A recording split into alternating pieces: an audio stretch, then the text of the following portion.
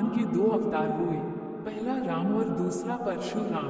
परशुराम के पिता जमदग्नि ऋषि की कामधेनु गाय को उनके ही साधु राजा सहस्त्रार्जुन चुरा कर ले गया। जब ऋषि जमदग्नि ने परशुराम जी को कामधेनु लेने के लिए सहस्त्रार्जुन के पास भेजा, तो परशुराम जी को सहस्त्रार्जुन ने कामधेनु देने से इनकार कर दिया। इससे परशुराम जी को क्रोध उत्पन्न हो गया और अपने फरसे से सहस्त्रार्जुन की दोनों भुजाओं को फरसे से काट डाला और कहा, रे मूर्ख, मेरे पिताजी की गाय तुम चोरी से ले आए हो, आज मैं तुझे जिंदा नहीं छोड़ूंगा। और उसी फरसे से सहस्त्रार्जुन का वध कर दिया और कामधेनु गाय को लेकर अपने पिता जमदग्नि के पास वापस लौट आए।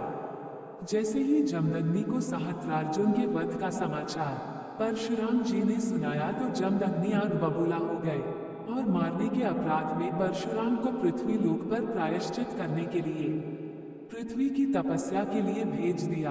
और पीछे सहस्त्रार्जुन के पुत्रों ने जमदग्नि का वध कर दिया।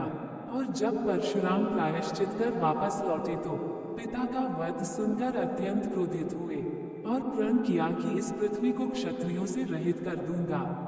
और परशुराम जी ने इस पृथ्वी को क्षत्रिय रहित कर के सभी राजाओं और देवताओं के धनुष लेकर इकट्ठा रख दिया। कहते हैं कि उन तमाम धनुष के बोझ से पृथ्वी और शेषनाग जी दबने लगे और दोनों स्त्री और बालक का रूप बनाकर परशुराम जी के पास आए और कहने लगे, हे प्रभु, यदि ये सब धनुष राक्षसों के हाथ लग गया तो इस पृथ्वी पर महा अनर्थ हो जाएगा।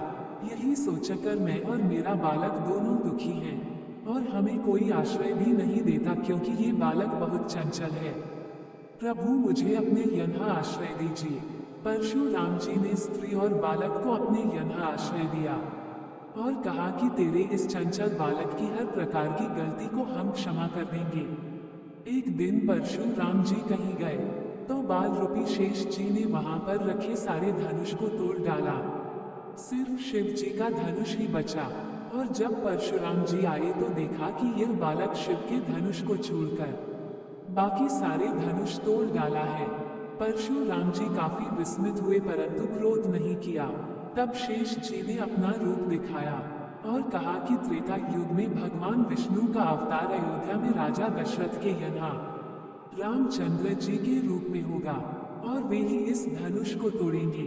हे प्रभु, उस समय हमारी आपकी वार्ता होगी जब श्री रामचंद्र जी धनुष को सीता स्वयंवर के समय तोड़ेंगे। उस सहस्त्रार्जुन के वध के प्रायश्चित के समय त्रेता में भगवान विष्णु अवतार श्री रामचंद्र जी सीता जी के स्वयंवर में जो शिव धनुष रखा गया था, जिसे तोड़ने के लिए तमाम देशों के राजा महाराजा आमंत्रित किए गए थे, किसी भी राजा, देवता और राक्षसों के द्वारा धनुष नहीं टूटा, जिसे भगवान श्री रामचंद्र जी के छूते ही धनुष टूट गया। और टूटते ही भगवान परशुराम जी का आगमन हुआ कि कहीं भगवान श्री रामचंद्र जी को इन तमाम राक्षसों द्वारा समस्या न उत्पन्न हो। और भगवान श्री रामचंद्र जी का सारा कार्य संपन्न कराकर अंतर्ध्यान हो गए। एक समय की बात है, जब महर्षि मांडव तांडव नामक जंगल में तपस्या कर रहे थे, तो वहां के राजा मंद्रांचाल के राज्य में चोरी हो गई और वहां के सिपाहियों ने चोरों का मुकाबला किया। तो चोर तांडव वन में महर्षि के आश्रम में पहुंचे और सारा धन महर्षि के आदेश पर आश्रम में रखकर भाग गए।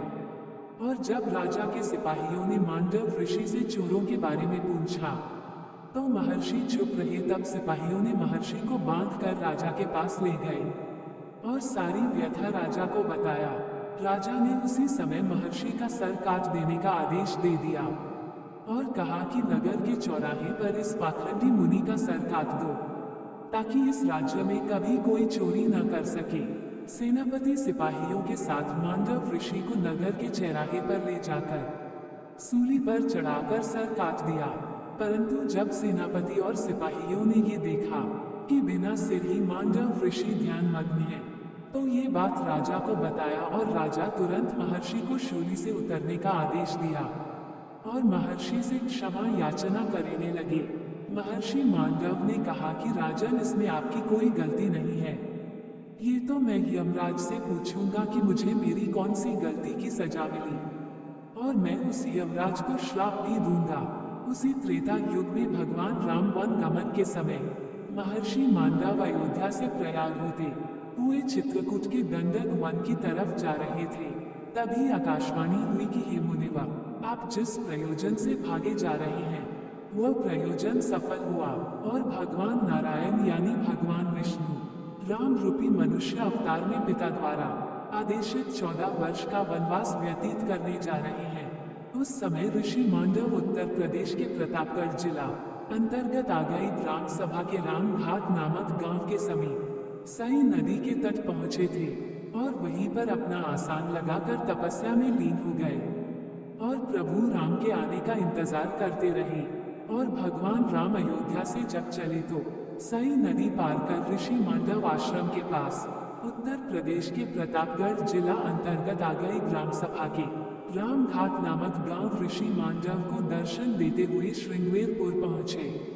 आज भी ऋषि मांडव का सिर नहीं है और उत्तर प्रदेश के प्रतापगढ़ जिला अंतर्गत आ गई ग्राम सभा के राम घाट नामक गांव के समीप सई नदी के तट पर बिल्कुल खुले में बिना सिर ध्यान मग्न आसीन है।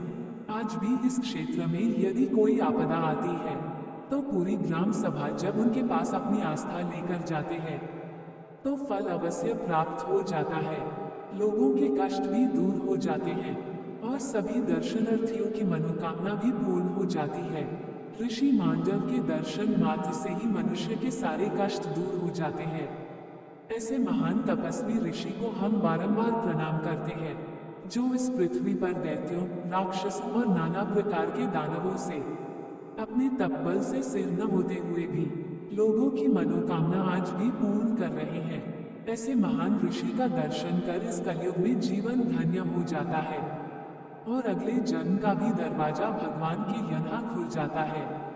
जय हो महर्षि मांडव की जय हो।